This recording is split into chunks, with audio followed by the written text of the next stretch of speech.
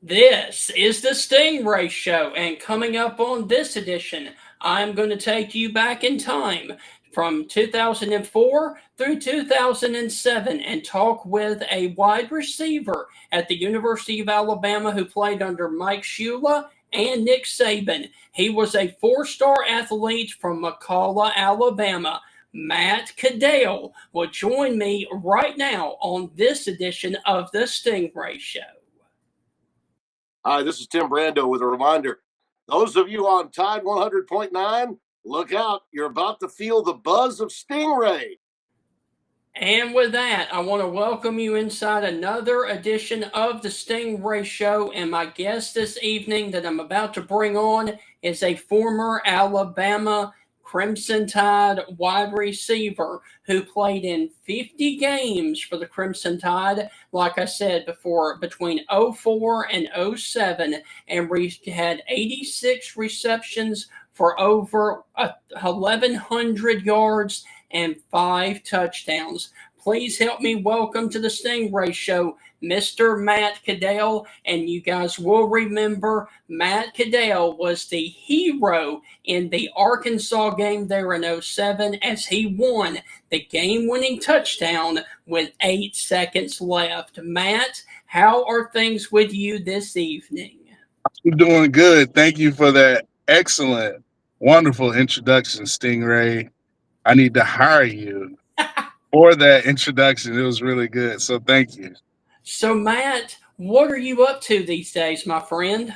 Uh, just living life, enjoying working. I'm living in Georgia, working. I got a almost 2-year-old son in July. So being a dad, uh, being a great husband, or working to be as always. And just enjoying the family and friends, and just enjoying life. Waiting on football season for sure.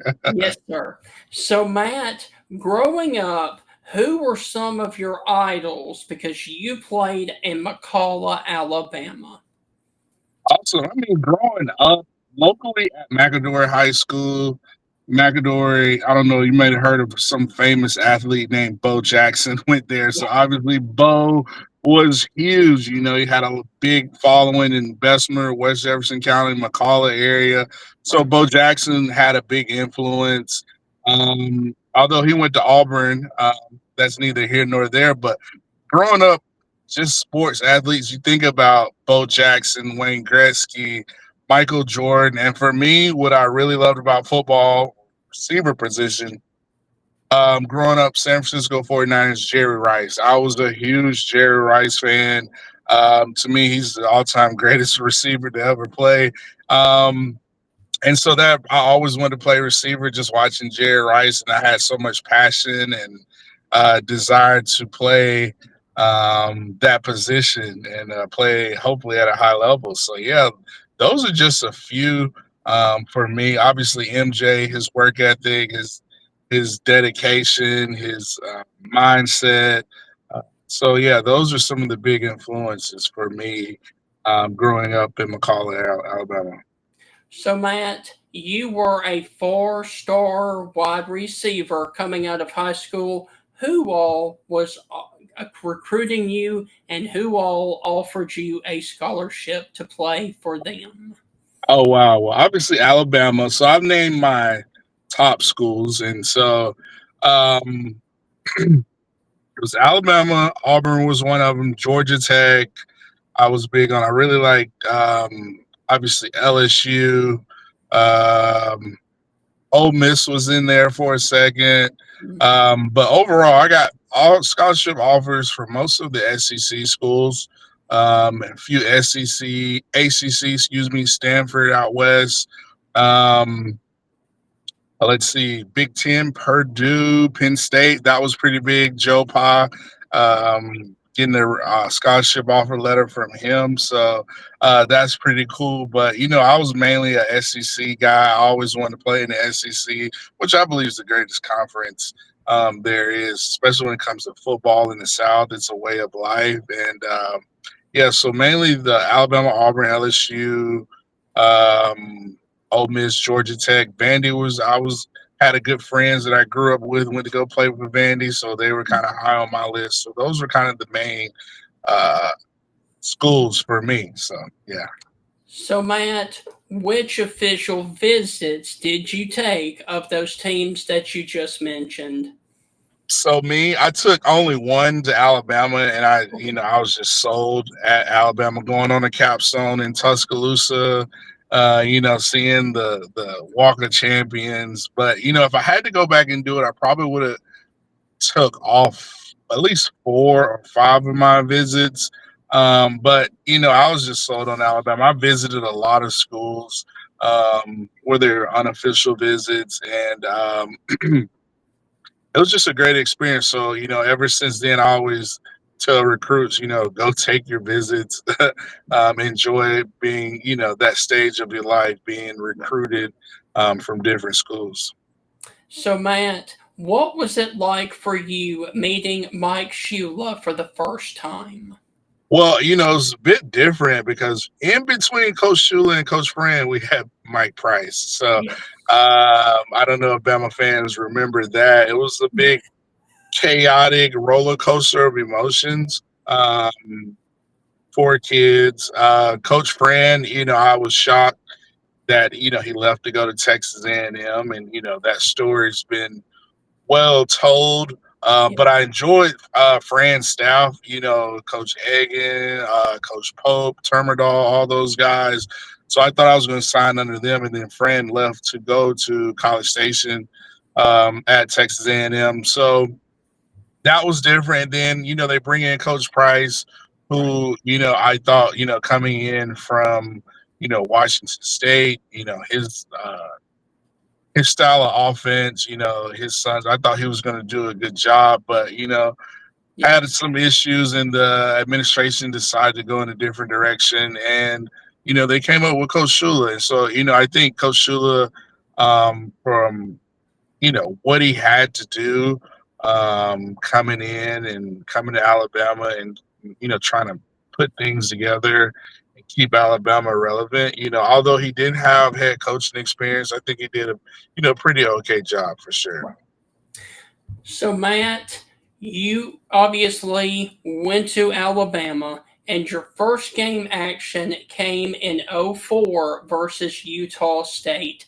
Talk about that experience for you of taking the field as an Alabama Crimson Tide wide receiver.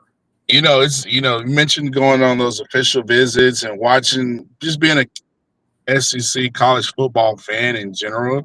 Just I'll never forget. I'll go back to my redshirt year, our true freshman year. Is like myself, Prothrow, Tim Castile, and Ron McClain, all the guys who signed in that 2003 class. We were playing in Legion Field against South Florida, and we were dressing out. And I just remember the emotions, the adrenaline, going out just for warm ups. Your heart's racing, your heartbeat's just going, and you just feel with so much excitement to come out the tunnel in the crimson jersey, in your number with your name on the back. It's just so surreal.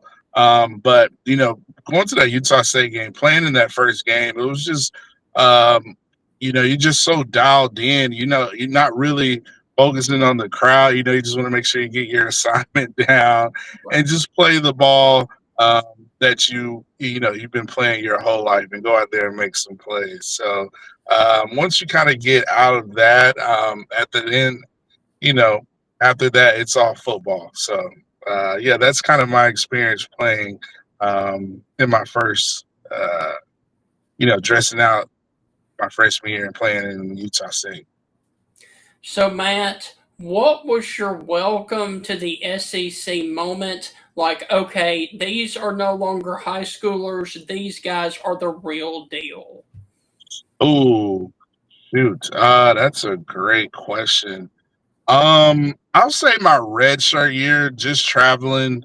I got a few moments. Just definitely traveling to um, the University of Georgia and just playing. That's like my first SEC big road game. That was an experience in itself. But my first playing time, I'll never forget. It wasn't even SEC school. We played Western Carolina, the Catamounts, Yeah. and I believe it was my Reds, that '04. They had some safeties that were very good. And I remember our receivers coach was saying, "Hey, these guys are really physical. They play like SEC guys." And so, Western Carolina, you're thinking, "Oh, okay," but that had to be one of the most. I was talking with DJ Hall and all those guys. I was like, those safeties were so physical and brought the wood like every play. So I know it wasn't an SEC school, but Western Carolina just bringing the lumber, those two safeties were unreal. And I think, definitely going to Death Valley, LSU, that is like going against a Coach Saban led team.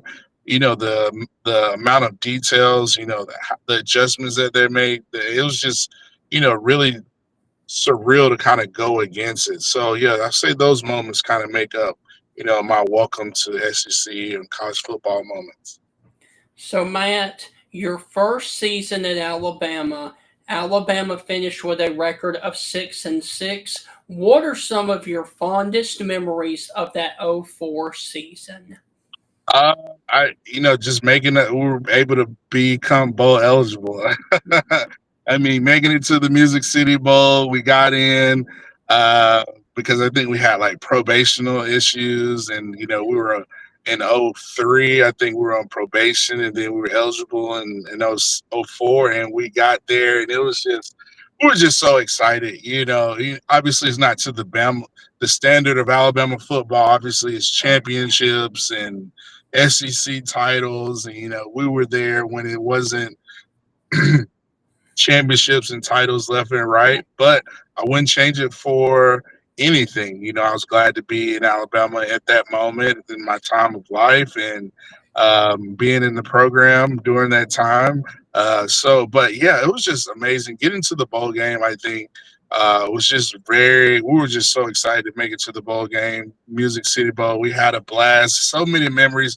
Keep up with a few of my former teammates, and I think that was just like the most exciting part is just getting bowl eligible, going to Nashville and playing the Music City Bowl. So, what are some of your fondest memories of playing in that game versus Minnesota in Nashville? Oh man, I want to say I don't know if it was like SEC arrogance or whatnot, but you thinking, oh, I remember going to like dinner events. You would see these guys, and you're like, oh, okay. When you look at our size, we match up with these guys. They probably don't have the speed and things like that. So, we're going pretty confident, but I never forget, actually playing the game. They had two running backs, Lawrence Maroney and Barber.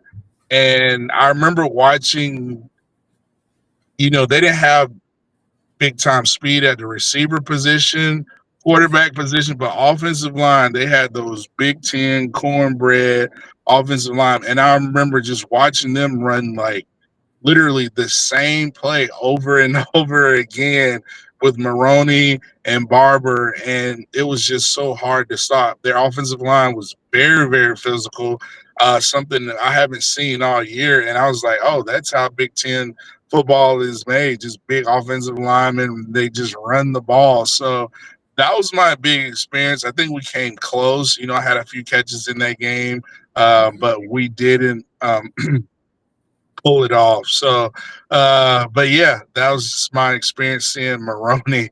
He went on to have a great, both of those running backs went on to have a great NFL career. So, yeah, that was my experience that I remember of playing against Minnesota in that game. So, Matt, the following season, the Crimson Tide of Alabama welcomed in number 5 Florida to Bryant-Denny Stadium and pounded them 31-3. Please recap that incredible upset and that beatdown of the Florida Gators in Tuscaloosa in '05. See, for us as receivers, one of my good friends is Tyrone Prothro. Yeah. So that game, we were happy, but it's always bittersweet because Prothro got hurt that game. And it's just, for Alabama fans, I know our defense was very dominant. We were dominant on offense. Uh, you know, they couldn't be stopped. Yeah, I remember Keith Brown took a slant route that was just still to this day one of the best slant route touchdowns that I've seen in all levels. But I just remember the excitement, the preparation leading up. I think we had such a chip on our shoulder. The coaches really zeroed in on being dominant. They're coming in our house. Um, they probably, they're probably thinking they're just going to waltz all over Alabama. But the defense set the tone. You're looking at Freddie Roach, D'Amico Ryans, Mark Anderson, Anthony Mitt. They were dominant against that Florida offense. The defensive line did an amazing job in really shutting down. And then offensively, we were just really, as they say, cooking offensively. We're hitting on all cylinders. And Tyrone Prothro, listen, before he got hurt, he was having an amazing game. I think he had like 3 touchdowns. The first play of the game, offensive possession, we come out, take a shot deep to Prothro, touchdown, like an 80-yard touchdown, which really set the tone after that, after the rest of the game, I think, for the rest of us. But yeah, just an incredible dominant win against those Florida Gators. So but yeah, for me it's just always bittersweet because my brother who I'm really close with, Tyrone Prothro, got hurt that game. So it's always bittersweet. Now, Matt, you just talked about it. Prothro went down. Looking back, if Prothro doesn't get hurt that season, how great could that team have been down the stretch? Well, me personally, I thought, Prothro, if he hadn't got hurt, he easily would have been a Heisman finalist. Okay. I think he was on that verge, especially with the kickoff, having that big time game versus Florida. I think he had 2 receiving touchdowns, a punt return. We were putting him at running back. We were putting him at receiver, doing a lot of wildcats. So he was getting a lot of different touches and making a lot of plays. So I think personally for Prothro, if he doesn't get hurt, he easily could be a Heisman finalist. And I think, you know, that just made us have different, having a weapon like him and then losing him. And, if he doesn't get hurt, I think that definitely changes the trajectory of our season. Maybe we get a win versus LSU or Auburn to get to the Atlanta for the SEC championship. So, Matt, a few weeks later, Alabama beat Tennessee in a low-scoring thriller of 6-3. Talk about beating your arch rival of Tennessee in Tuscaloosa in 05. It doesn't get any better than the third Saturday in October. That's a rivalry that I don't think, people always think Alabama, Auburn, obviously Alabama, LSU. Alabama has so many rivalries within the SEC conference. Right. But, everybody think, the Iron Bowl. But that third Saturday in October means a lot to a lot of Alabama fans. Yes. Historically, that you go back to Johnny Majors and Bear Bryant, all those guys playing, and whoever wins smokes a cigar. So I think leading up to that, we hadn't beaten Tennessee in a while, and it was just a back and forth defensive struggle game. But I remember Roman Harper had a big time play that caused the fumble. We got the ball back, did a little 2-minute. Jamie Christensen kicks a game-winning field goal, and we win. And so it just felt good to, finally beat Tennessee, those balls up there in Knoxville. So, it's just so many emotions dealing with that game for sure. Now, Matt, you played in the Alabama-Tennessee rivalry, and it was real nasty back when you guys played. But here recently, there was a win streak of Alabama 19 in a row over Tennessee. Do you still think it is a nasty rivalry nowadays? Oh, yeah, I think it's even more so now. Ever since Tennessee beat us in Knoxville, 3 or 4 years ago, I feel like that just kicked the rivalry to another level. For Alabama fans, I'm still salty about that game. I felt like they robbed us of that game. Mhm. Kool-Aid McKinstry has the interception, and they throw a late flag 15 minutes later while Right. he's going down the side. He's on the other side of the field. So it was so many. It was like 18 penalties. Just a very weird game. Having the fireworks after the game, smoking cigars. The way they um, taunted Alabama. They were on top of the world that year, and Mhm. after they beat Alabama, so that I think now, ever since then, when Alabama and Tennessee meet, not only on the football field, but in the on the baseball diamond, Right. in the basketball court. I mean, I think last year they beat us and started playing Dixieland Delight. I mean, it's just Mhm. very bitter rivalry that I feel like has intensified since that game up in Knoxville. So, Matt, 3 weeks later, after that Tennessee win in '05, Alabama suffered their first loss of that season against LSU at home in overtime with Nick Saban as the coach of LSU. Talk about that game in 2005 versus Nick Saban and LSU. Well, obviously, you got to come prepared, come ready to go against the Nick Saban team. And I mentioned earlier his defenses. He's got Muschamp on staff, Kirby Smart, so many guys on his staff at LSU. I was fortunate enough to get recruited by Coach Saban when he was at LSU and play against him, and then have a good game against him, then play for him. So we've got a long relationship that goes back to like 2001, just from recruiting. But, going against LSU, having them come in, the emotions were high in Tuscaloosa. This game determines who's going to the SEC, Yeah. who's going to be in the driver's seat for the SEC West. So big game. It was close. We didn't pull it out. And I just remember everybody in Tuscaloosa was so sad. I mean, the emotions were like at an all-time low. Like I didn't even want to go to class. It was just felt like we had it there and didn't make it. So it was just a big, probably one of the biggest emotions of disappointment you can have after suffering that loss. Um, but yeah, it was just gut wrenching when we lost to LSU.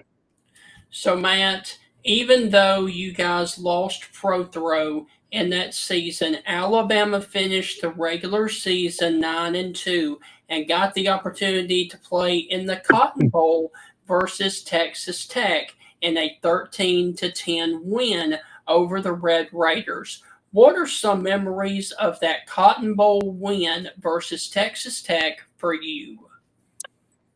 For me, I remember having a big time catch. It was a close game. And I got injured. I think I got a concussion later that game. Um, and I remember just my receiving brothers having to step up. I don't believe DJ Hall was playing, so it was me, Keith Brown, guys like Brandon Brooks, Matt Miller stepped up in the last, fourth quarter to really get us in field goal position.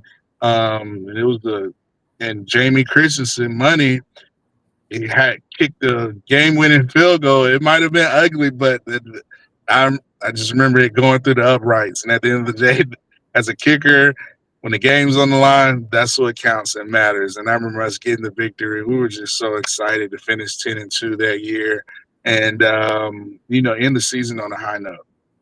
Now, Matt, a interesting thing.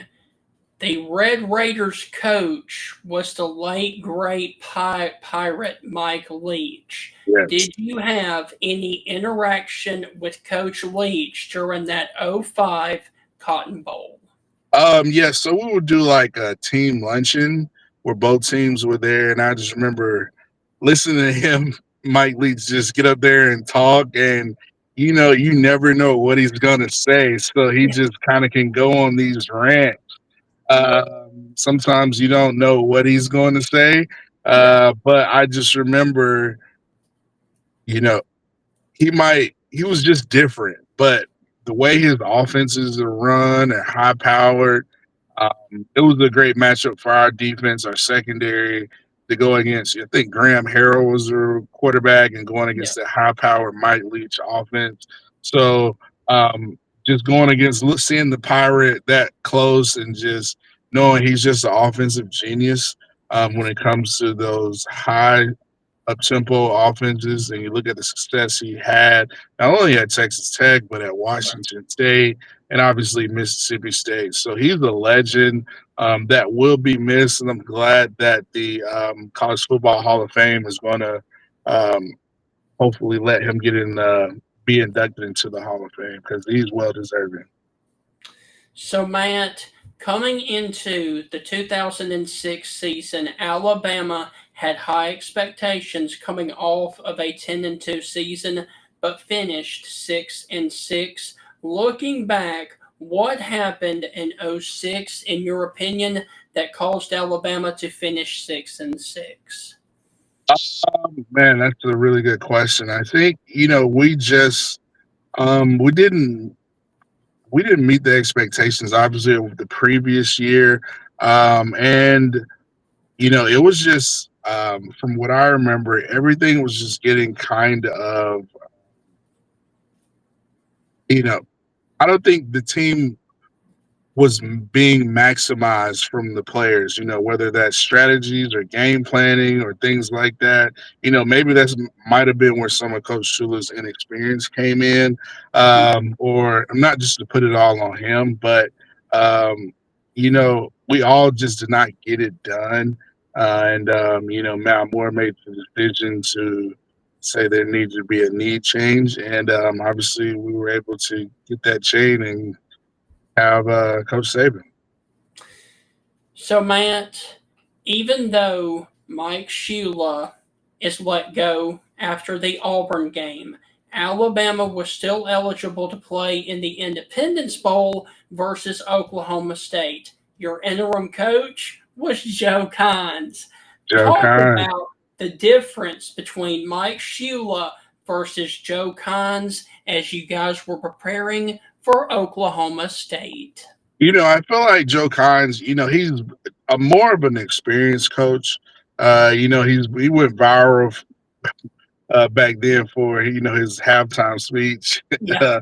on national television. But love Coach Khan. He was a player's coach, and he just did more of the same. He kept it real simple, didn't speak much, but said, "Hey guys, we got a chance to go out there and get a win, finish the season on high." He embraced all the players.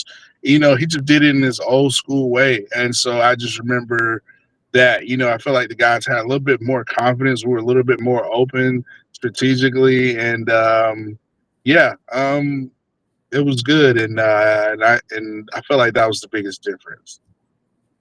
So, talk about that game in particular versus Oklahoma State in the bowl game, please.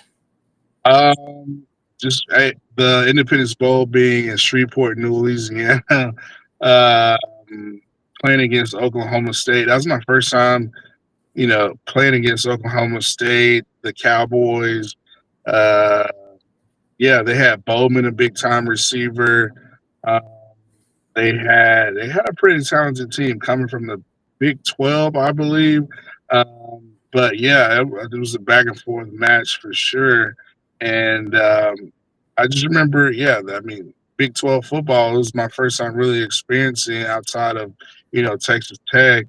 But yeah, I mean, they were really good team, very confident. They had a lot of weapons, and yeah, it was a good game. I scored a touchdown that game. So, it was just a back and forth bragging rights, SEC Big Ten. You know how it goes. So, yeah, that's what I remember the most about that game, playing against those guys.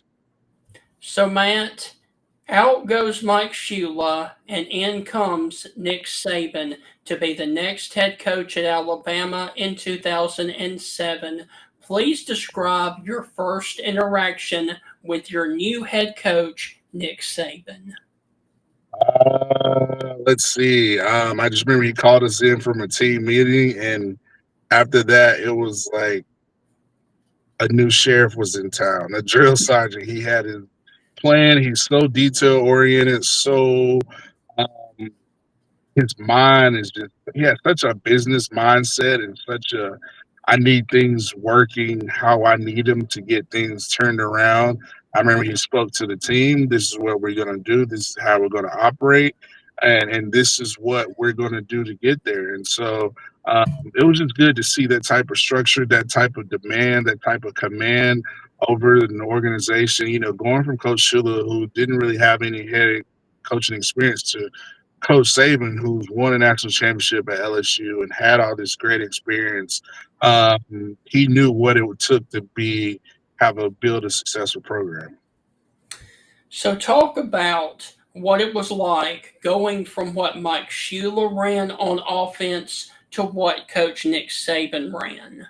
Well, you know, Coach Saban, he plays to the strength of his players. You know, he's gonna be strategic because you know he's a defensive guy, and so you know he didn't. It was a more open offense. He played to the strengths of the players. You know, different passes. We were more creative, more innovative offensively. Different personnel groupings. You know, just you know, if a player did this, he would maximize what that player did great offensively. So I felt like that was the biggest difference between Coach Saban and Coach Shula offense. All right, Matt. So let's go on ahead and get to it, man. The game that you are known for is the game winning touchdown versus Arkansas in 2007, which you called it with 8 seconds left in the back of the end zone. Walk us through that game and that play as you remember it, as you go up and beat the Arkansas Razorbacks for the Crimson Tide of Alabama. Yeah, I mean, I just remember, you know, that was Saban's first year. You know, prior to that, we beat Western Carolina at home. Then we had a game versus Vanderbilt prior to that. So we were what 2-0. I believe they were 2-0. And you know, back then we would usually play Ole Miss or Arkansas pretty early in the season. And you know, that's kind of kick off, you know, those SEC West games back then in '07. So I remember I think Arkansas was ranked like number 16 or 15. Houston Nutt, who had an amazing running game offense, Peyton Hillis, Darren McFadden, Felix Jones, so they could do it all. And you know, we played them in Tuscaloosa, and I just remember it was just a different type of electricity, buzz going throughout the stadium. Coming out the locker room, I was like, "Oh, this is totally different type of energy coming in Tuscaloosa, something I had never felt." Playing in Bryant Denny, it was just so electric. One thing about Coach Saban, he built so much confidence in us.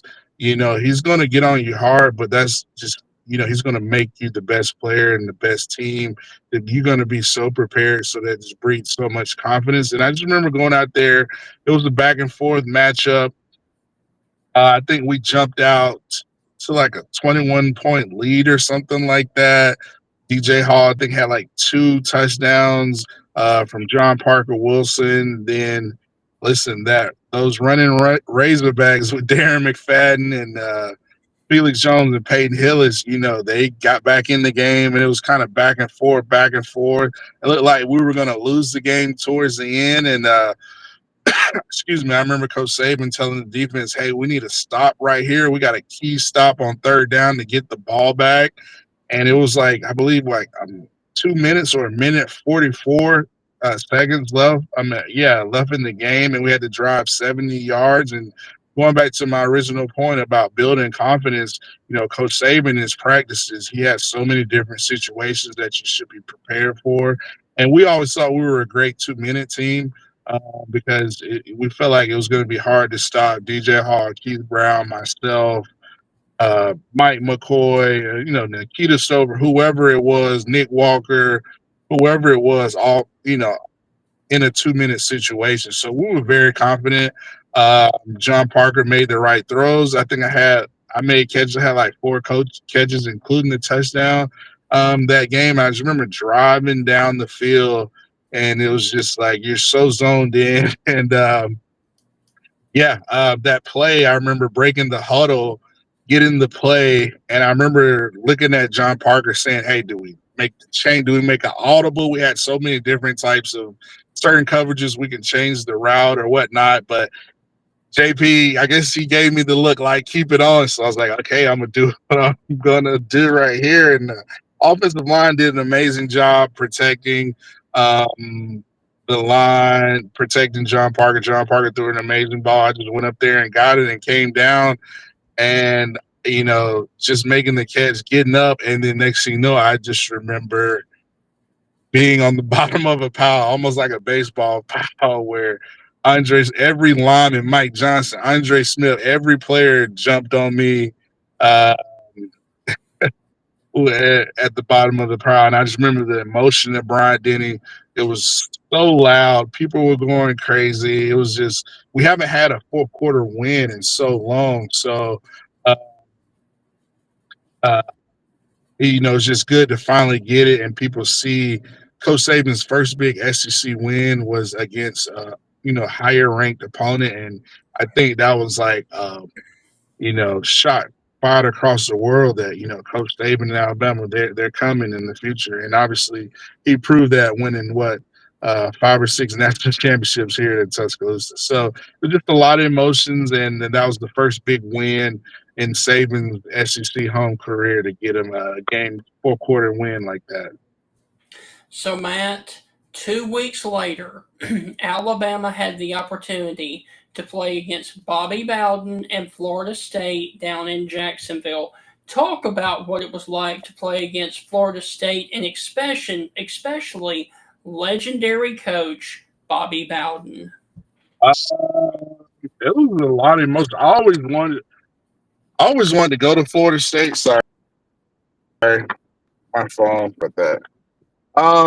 Playing in Jacksonville was a big time game playing Florida State. Obviously, I wanted to have a good game. We all wanted to perform. We came on the short end of the stick.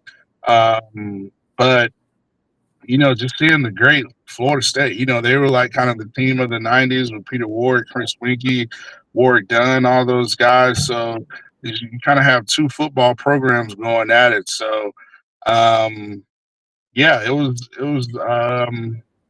Although we didn't get a win, but you see why Florida State is Florida State Yes. playing in that game. But it was in Jacksonville, and learned a lot about yourself, what type of players you were going to be, how to handle losses, all those things. So later that season, Alabama played Mississippi State in Starkville and unfortunately lost 17-12. Talk about that insanely loud environment in Davis Wade Stadium that day in 2007. It was just obviously Sylvester Croom, who Alabama legend. Uh, it was just a bit emotional game. I don't think we came out and dominated and executed like we should, especially to Coach Saban standards. And we just kind of let the game get away. But kudos to Mississippi State; they made the plays when needed to be. I think we got the ball inside the goal line, well, inside the 5-yard line, and turned the ball over twice. One was like an interception, ran back Yeah. for a touchdown. So, you know, um, like I said, lessons learned, but Yeah. it was just emotional that we kind of let that game get away from us. And we're still trying to, as a players team, we were still trying to break old habits and get to the new understanding and being a team that's like to Coach Saban standards. So it was still a process, but it was just an emotional win. I mean, Mississippi State made not going to take anything away from those guys, and just looking back at it, that was big for Coach Kroom to get that win against his alma mater. So, Matt, talk about being a wide receiver, trying to communicate and talk with your guys as you hear the cowbells there in Starkville. It's just you hear cowbells nonstop. That's the only thing about going to Starkville. Those bells will be ringing in your ear even after the game. You know, they won't stop ringing into your ear, hearing that noise of that cowbell till like Monday of the next week. So they're not just, it's not like crazy loud. It's just, I mean, you're able to communicate, but it's just like, you know, sometimes how you get a ring in your ear, it's just a cowbell ring that is just, even after you leave the game, you're still hearing it Sunday and Monday. So it's just constant ringing of the cowbell. But hey, that's one of Mississippi State's tradition, and you know, I think it's what makes the SEC unique. And Matt, the final thing I will ask you about that game, did you ever have any interaction before or after the game with Sly Croom? I did not have any interact. I might have shook his hand after the game. I don't remember, but Right. um, you know, the Crooms is like Bama legends in University of Alabama. So especially Sylvester Croom. But you know, I think I was able to shake his hand. I was able to meet him a few years back at a function in Tuscaloosa. So I think he was in the NFL coaching running backs back then. But just a legend. I mean, it's like you're looking when you see Sylvester Croom, it's like looking at the bear as well. So you know they have so many stories to tell. I love meeting those old Bear Bryant guys because man, they just tell the best football stories, and it's just like you can listen to them talk all day. So yeah, no, I think I got a handshake after the game, but I met him a couple times um, after I graduated from Alabama events. So, Matt, the following week in 2007, Alabama lost at home to ULM. Looking back at it now, what went wrong for Alabama to lose to La Monroe? We just didn't take them serious. You know, we thought we were just going to walk in. Brian didn't just beat them without having to have the preparation or the execution or the focus. Right. And, you know, we just played a really, really bad game. We had some turnovers that were just uncalled for, which kept them in the game, and they wanted it more. And we just lost the game. That game, it was very, very disappointing. Such a stain on, you know, putting on that crimson jersey. But you know, it's just disappointment. It felt like you let the university down, Coach Saban down, but Right. it was just lessons learned that you know that I would never forget that you have to respect each opponent. You got to prepare no matter what their ranking is. You got to prepare to beat that guy for 4 quarters, to dominate for 60 minutes, regardless of which school it is. So that's the biggest lesson that I learned that I always hear Coach Saban talk about, even after I graduated. So but yeah, that was just it was embarrassing. It was just such a big disappointment. You know, the way we came out and played and just lost the game was brutal. So, Matt, to cap off your Alabama career, Alabama played Colorado in the Independence Bowl back there in Shreveport and won 30-24. Talk about capping your career off with a win over Colorado. It was good. You know, we were able to get a W for Coach Saban in his first year in a bowl game back at the Independence Bowl in Shreveport.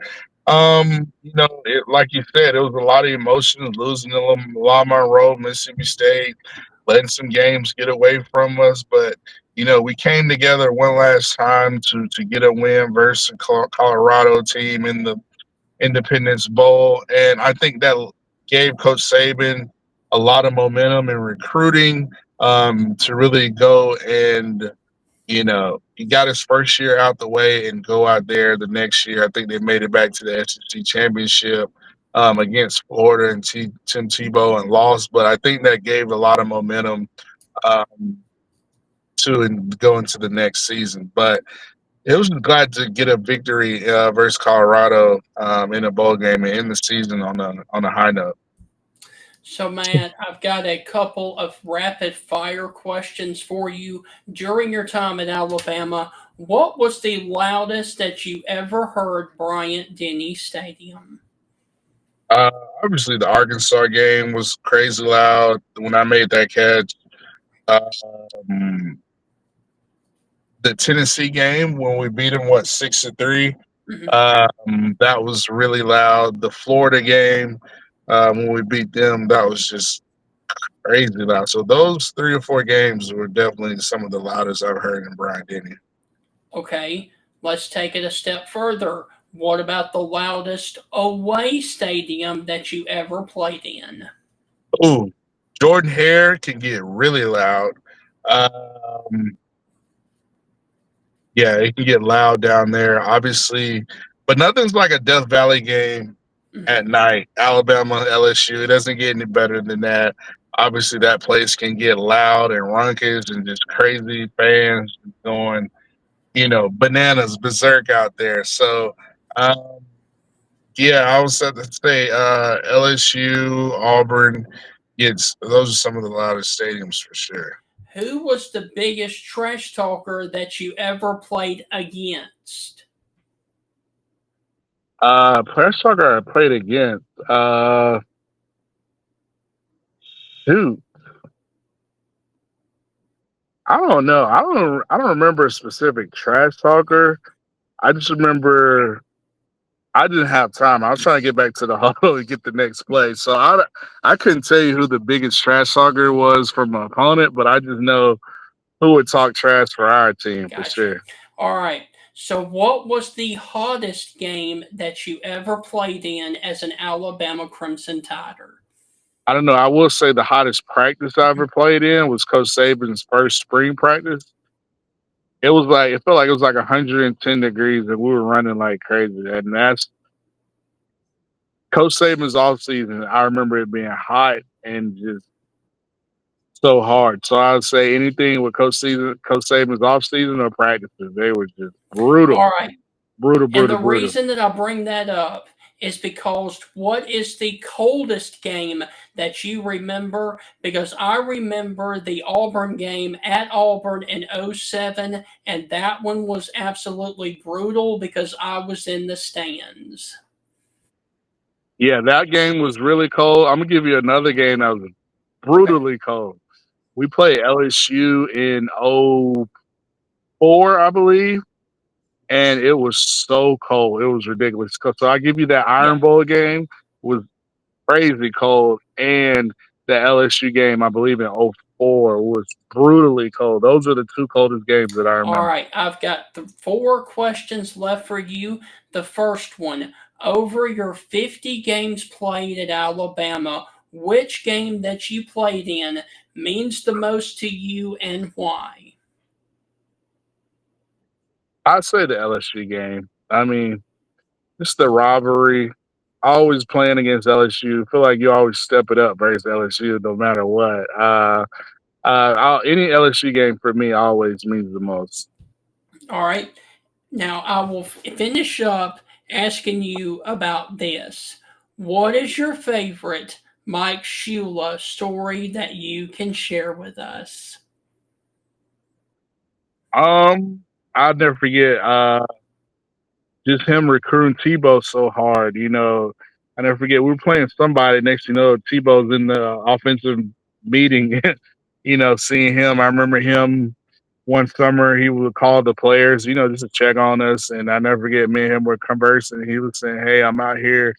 In Nice, Florida, looking at a quarterback who I really want. And so I'll say that was pretty cool about Coach Shula and just him his journey of just becoming more of a head coach and understanding the players. All right. What is your favorite Joe Kahn story as he was your interim coach leading up to the Oklahoma State game?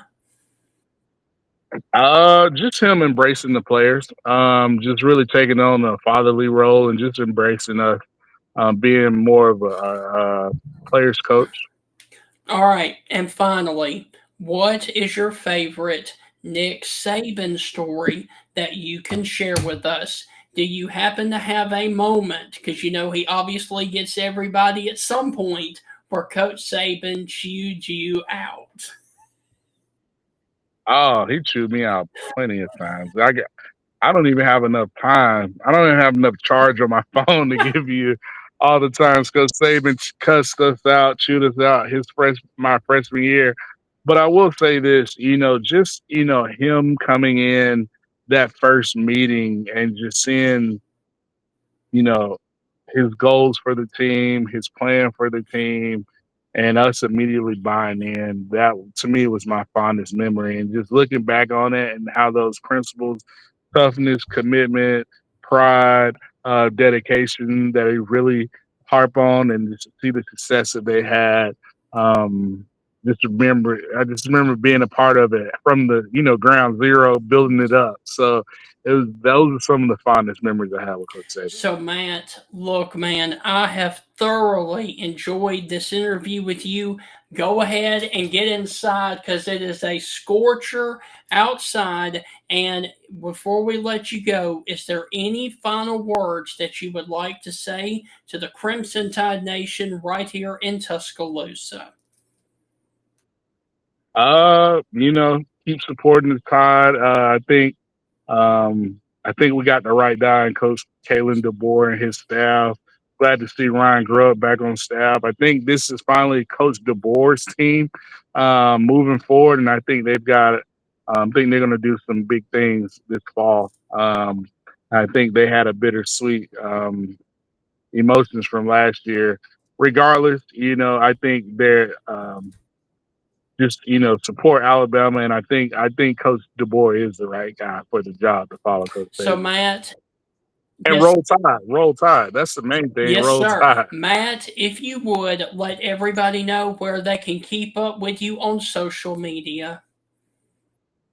I mainly just do Twitter. Follow me at Matt Caddell at mcaddell11, I believe, on Twitter or X. That's where you can find me. I'm usually on. I do a little Okay. show on Tuesdays on the Bama Center and the final whistle on Tuesday night. So those are kind of like the two things I talk Okay. about. So find me on X or doing my show on the final whistle. Well, Matt, look, man, we will let you get in because we know it's a scorcher out there. I have thoroughly enjoyed this interview, and I would love for you to come back and join me during the college football season to talk about how the Alabama wide receiving core is doing. All right, yeah, we'll definitely talk about these guys. Hey, we got so Yeah. much talent. I can talk all day about how amazing this receiving core is. So I look forward to you having me. Thanks for having me on tonight, and roll tide to the Roll Alabama fans. Tide, my man, and happy 4th of July next week. All right, have a happy 4th to you as All well, right, thank Stingray. you. Have a good one. So, guys, that is going to wrap up the Alabama wide receiver Matt Caddell's interview with me. Really do want to thank him for taking time out of his schedule to join me